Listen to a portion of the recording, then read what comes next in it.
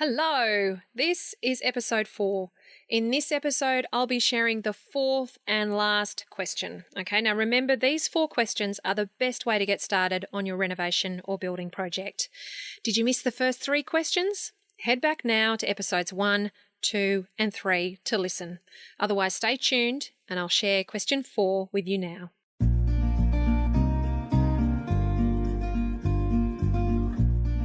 This last question is, what do you and your family actually need from your home now and into the future? This may seem like a double up on the first question we looked at, what would you like to do? But in my experience, the answers are usually a little different. Part woo-woo, part pragmatics. The answer to this question is where I find I can really help homeowners. This is the sift and filter process. It's where I listen between the lines of my clients' desires and requests to really sort out what is important, to identify where their budget and energy should be focused, and to make a home that really works for them now and into the future.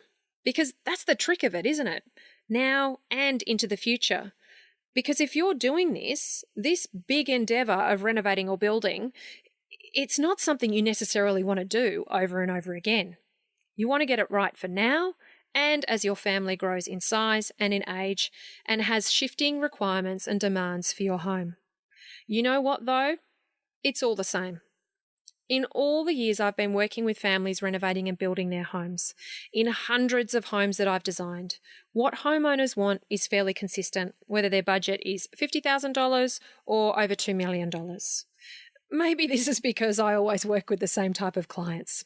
I'm not so sure though, because the more I dig and the research and information that I see, the more consistencies appear.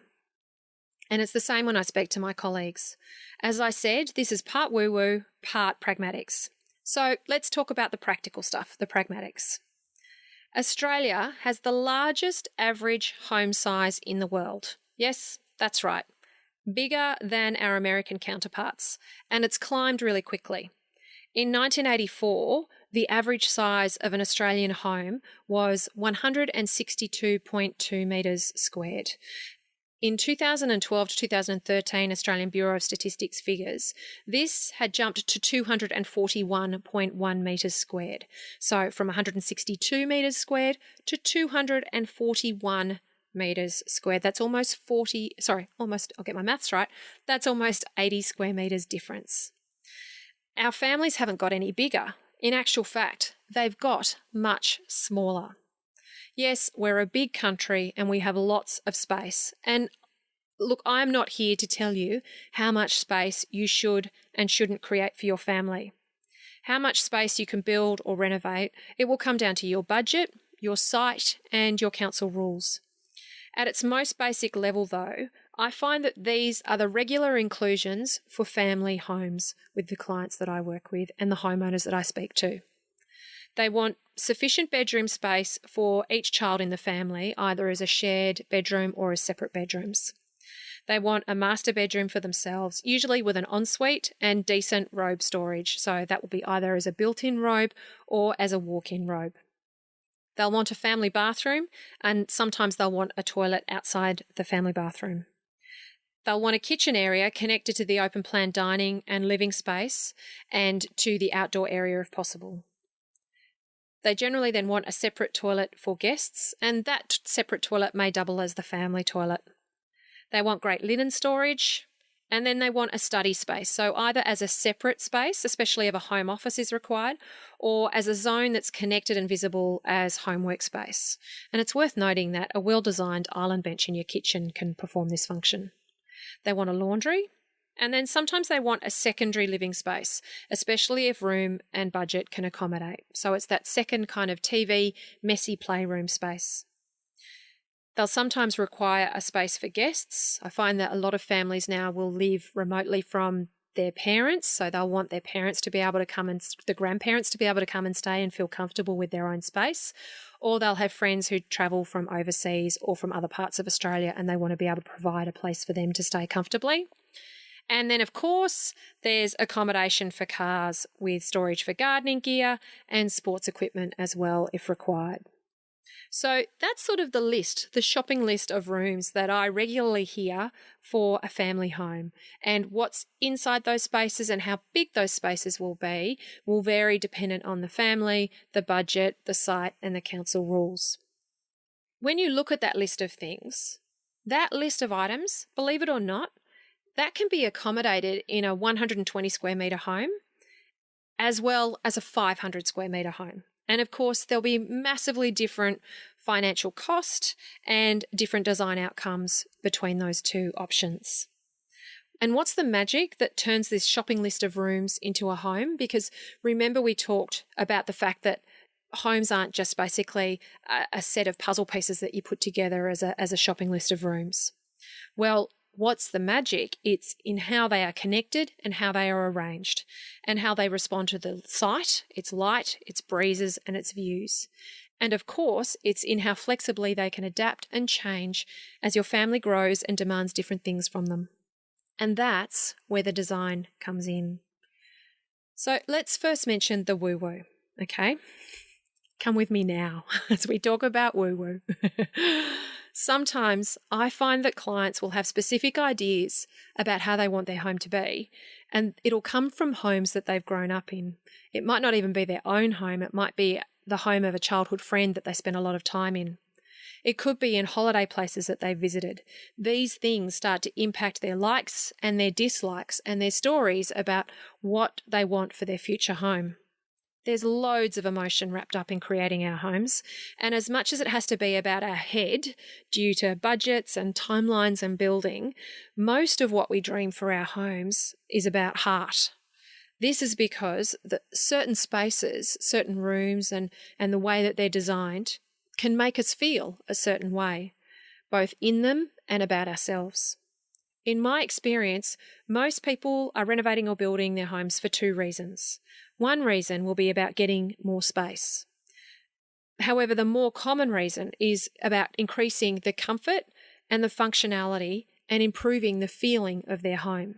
So this can mean extra space, but sometimes it doesn't mean extra space at all. Most people I know want their home to feel safe, comfortable, and relaxing.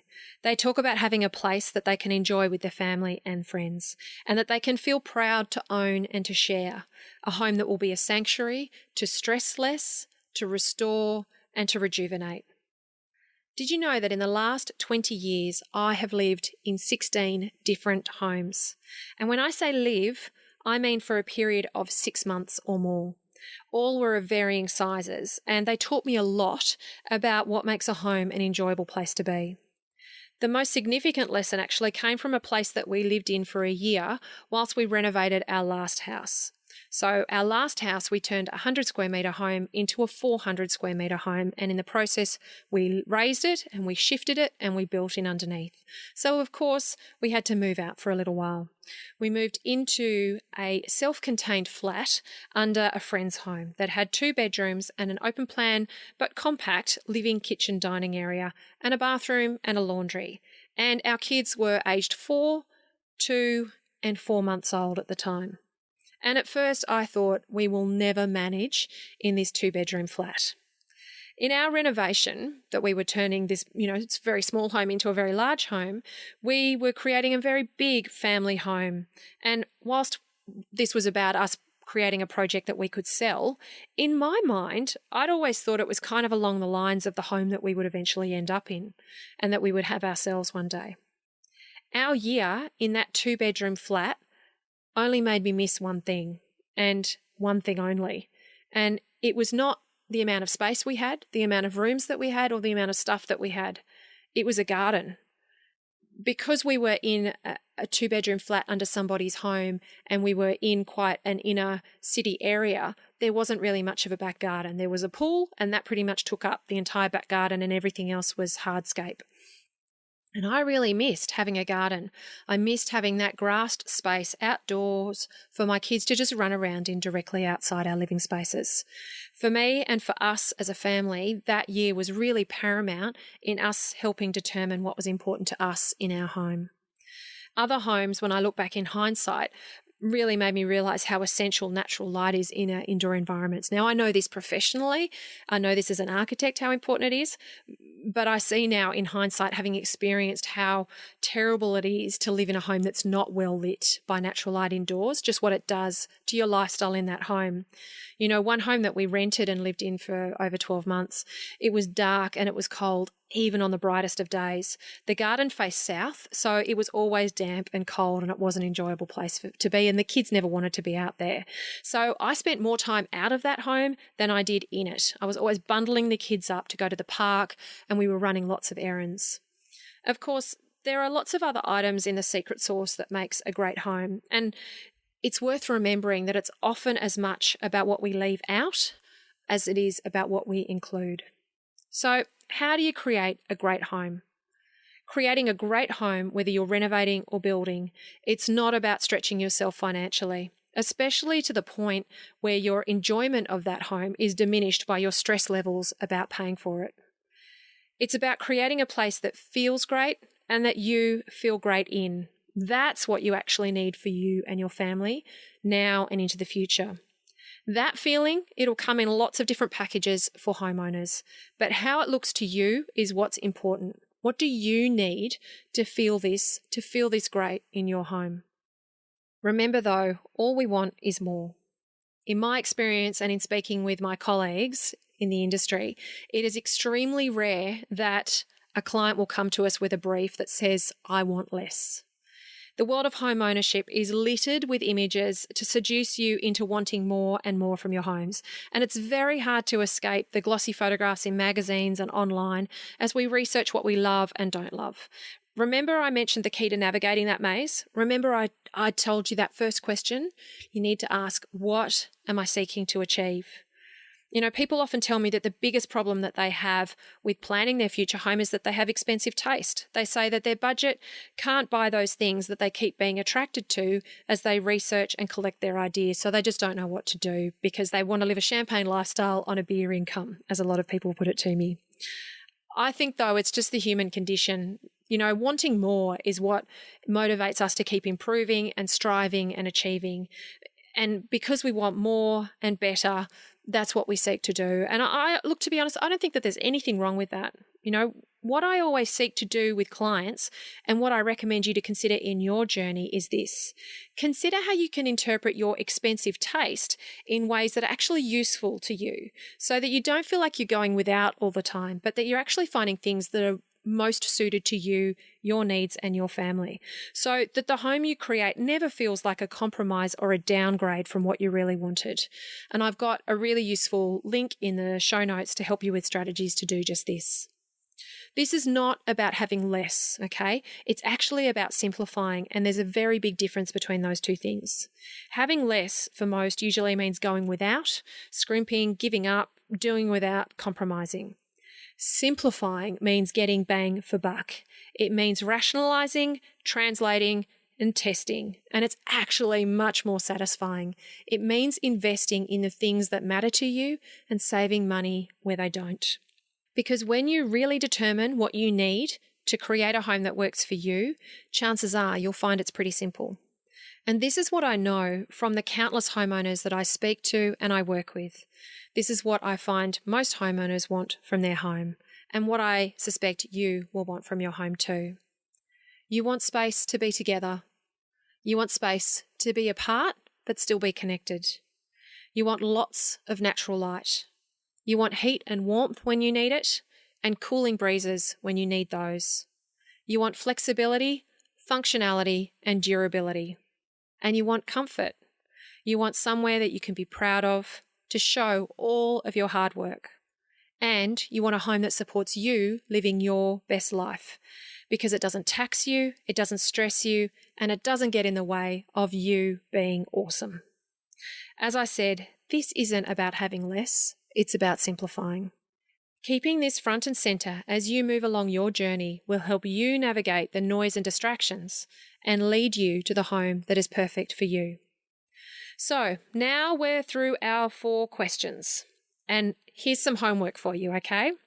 I want you to grab 4 pieces of paper, just blank pieces of paper, And I want you to write each of these questions at the top of their own page. It doesn't have to be fancy or complex. Don't wait until you've managed a visit to Kiki K to buy the right notebook. Just grab any paper you've got at hand and write each of these questions at the top of the page. Okay, so on page number 1, you're going to write question number 1. What would you like to do? And then immediately underneath that, remember to rewrite it as, what are you seeking to achieve and why? Now, if you're driving at the moment or doing something else, just come back and listen to this later, and I'll put it in the show notes as well so that you've got it there, okay? But this is great homework to do to get you started on your renovation or building project really well, okay? So page number 1, what would you like to do? And underneath, what are you seeking to achieve and why? Question number 2 is, what are you allowed to do? What does your local council and authority allow you to do for your renovation or build? Number 3 is, what can your budget afford? Okay, and go through the tips in that episode to look at what will get you bang for buck and what are the factors that you'll need to consider for your project.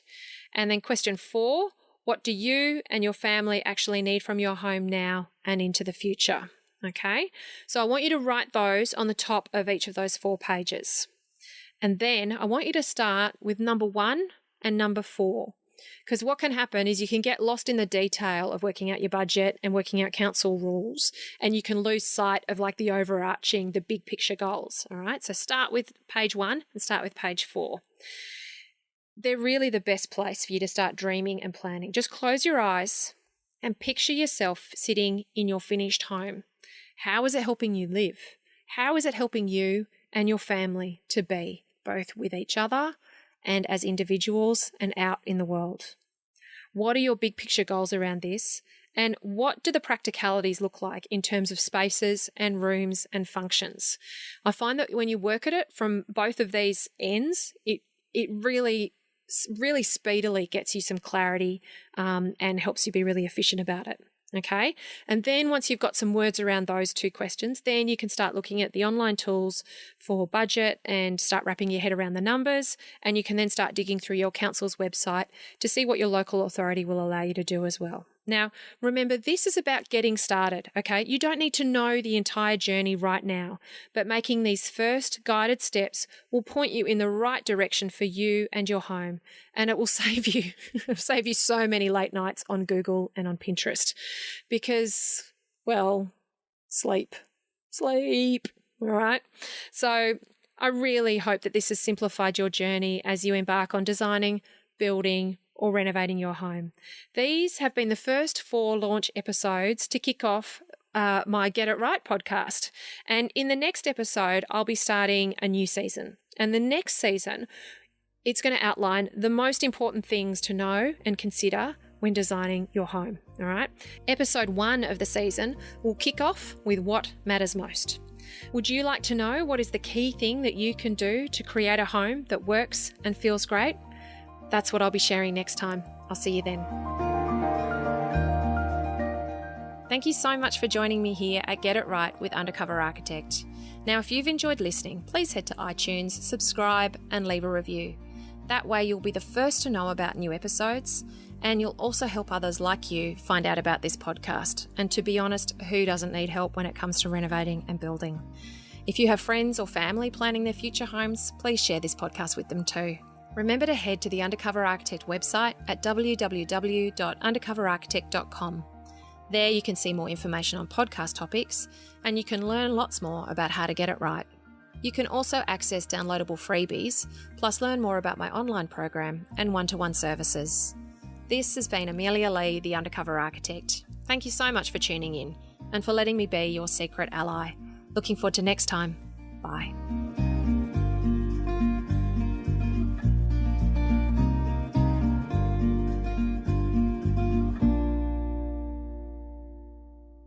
Jackrabbit FM. For your ears. Who is that?